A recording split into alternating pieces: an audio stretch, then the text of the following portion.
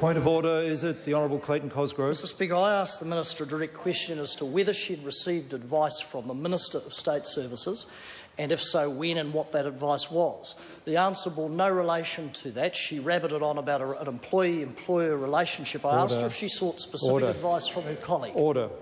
The member is actually in a fairly delicate area. I just draw his attention to Speaker's Ruling 161/1, that members are not permitted to ask a minister to respond to assertions that may have no validity to them, to outlandish assertions. Now, that question, I accept, was not in that category. However, the previous question clearly was, and I perhaps should have pulled the member up at that point. But I think it is unreasonable to expect the minister to respond to some questions on this issue where there are very important issues of privacy, and the member needs to be careful in the way he is questioning the minister on this issue. Point of order, the Honourable Dr Michael Cullen. Speaker, the statute provides that where a performance review is undertaken by the State Services Commission, that review is made available to the minister.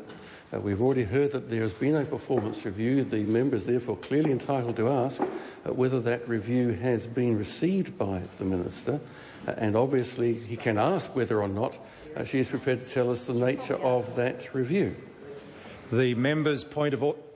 Speaking to the point of order, the Honourable Judith Collins. To clarify matters, Mr Speaker, I have not received a performance review. Order. That is not helpful, because that is not a point of order. But the Honourable Dr Michael Cullen's point was a good point of order, and he is correct.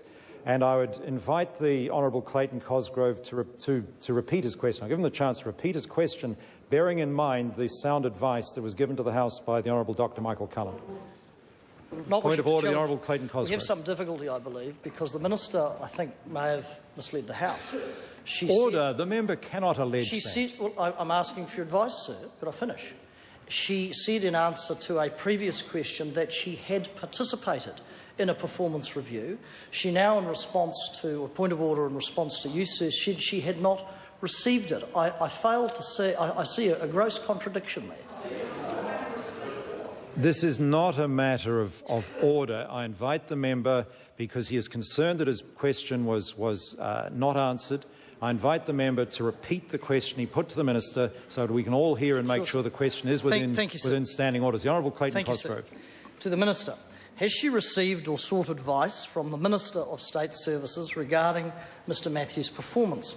And if so, what advice did she receive and when? The Honourable Judith Collins. Mr Speaker, I have heard reports that Phil Goff has said that I can the power to sack the Chief Executive of Corrections. I have not. Point of order. Point of order, the Honourable Clayton Cosgrove. Speaker, I don't wish to waste your time, but I ask you again. I asked the minister a specific question. One, had she received any advice from her colleague? Nothing to do with Phil Goff or anybody else. Had she received advice from a ministerial colleague? And secondly, if she had, what advice she received and when? That question, that answer bears no relationship, given your specific rulings on this question. I thank the member. I invite the minister to answer the question. Mr Speaker, it is inappropriate for me to comment further in relation to the employment of Mr Matthews and his employer. Point of order, the Honourable Clayton Cosgrove. Mr Speaker, I'll be in debt to your knowledge, but I don't see anywhere in standing orders where that question was addressed at all. She was asked a simple question that ministers are asked every day. Have you received advice from a ministerial colleague? It's a yes or no answer. The member cannot demand a yes or no answer, and he should know that as a senior member. I gave the member the chance to restate his question, and at the request of the member, I asked the minister to answer it. The minister gave a perfectly valid answer, in that in the public interest she cannot give exactly the answer that the member wanted. And that is a perfectly valid answer from the minister. Every minister is at liberty to judge that to give the specific answer the member might be looking for is not in the public interest. And with respect to some of these issues, that is well the case. And if the member has another supplementary point of order, the Honourable Clayton Cosgrove. So are you saying, sir, that because I accept part of your ruling, but are you saying that it is a minister can now refuse to answer the simple question as to whether they received advice? Point of order. I'll hear the Honourable Jerry Brownlee. Mr Speaker, that has always been the case in accordance with the ruling you have just repeated for the House. Now, the member, I think I've heard quite sufficient on this matter. The honourable member is quite right. It is the minister's judgment, if it is, whether it is or is not in the public interest, that a question be answered. And the judgment as to that matter lies with the minister. And the minister has made that judgment, and I accept that absolutely. If the member wishes to ask another supplementary question, he is at liberty to do so.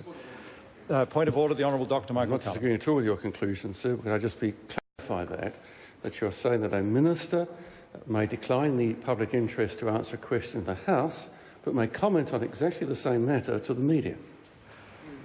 Well, what a minister may say to the media is not my responsibility as Speaker. My responsibility is holding ministers to account in this House, and I believe I'm trying to do that, but it is very clear the standing orders say that an answer must be given if it can be given consistently with the public interest, and the judgment of that lies with the minister.